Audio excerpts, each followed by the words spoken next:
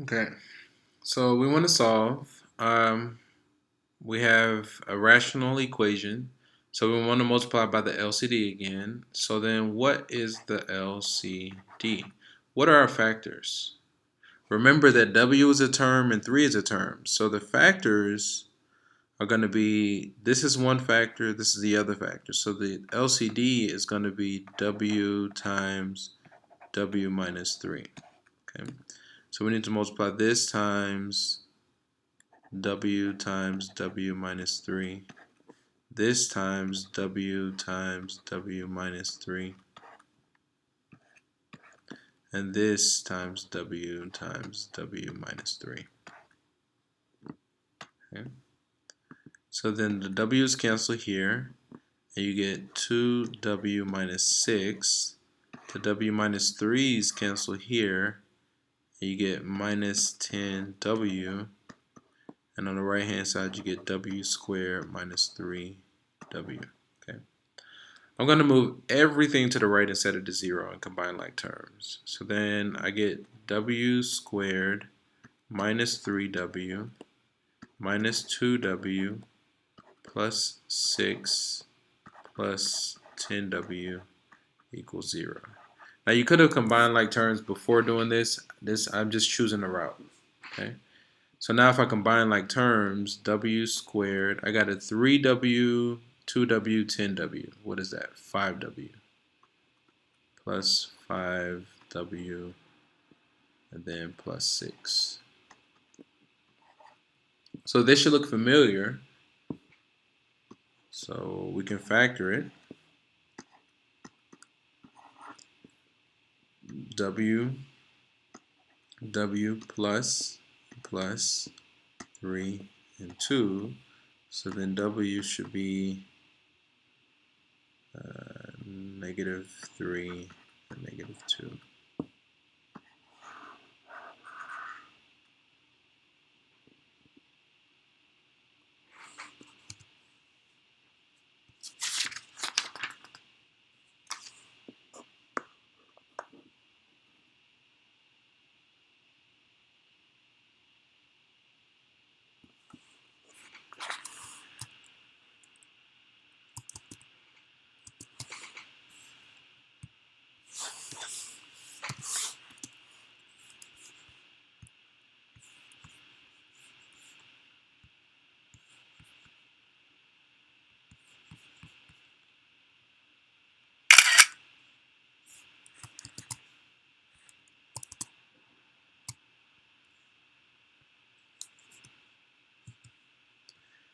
So we have this definition. An extraneous solution is a solution that is obtained through the solving process that does not satisfy the original equation.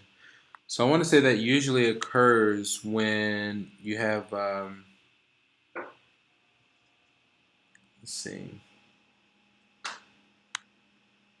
oh, you'll solve it down, and then when you check it, one of the solutions might not work, so it's going to be, so what I call that is the right wrong answer. Let's see that in action so you can see what I mean by that.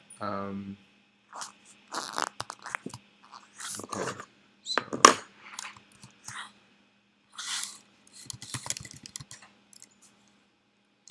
example 5.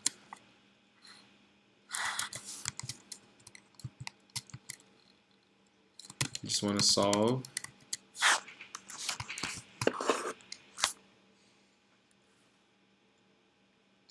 So we have x plus 1 as the denominator, 2 is the numerator, minus the denominator is x minus 2, the numerator is 5,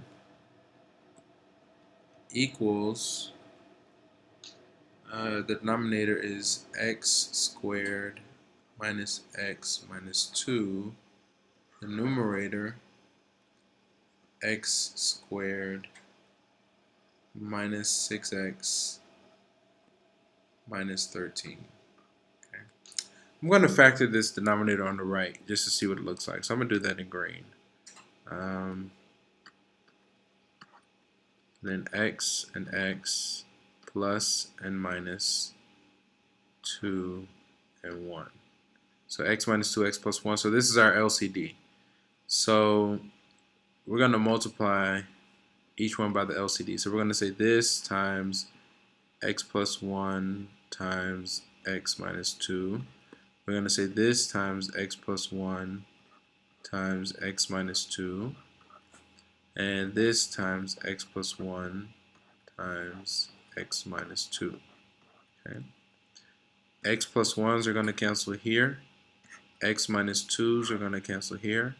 And this cancels this.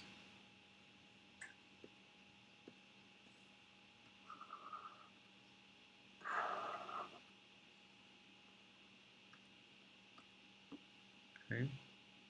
So then in the first one, we're left with 2x minus 4.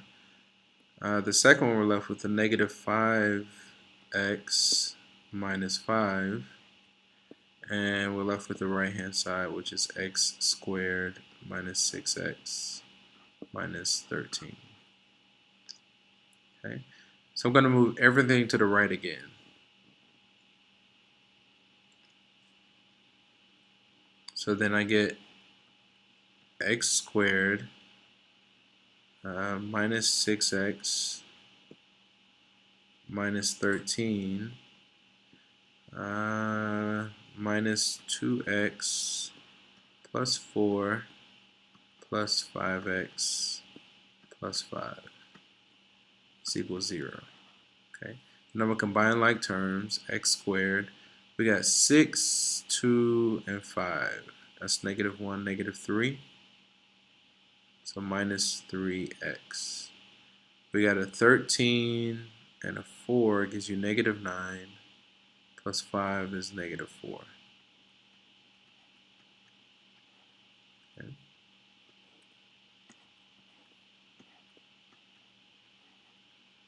So then x and x plus and minus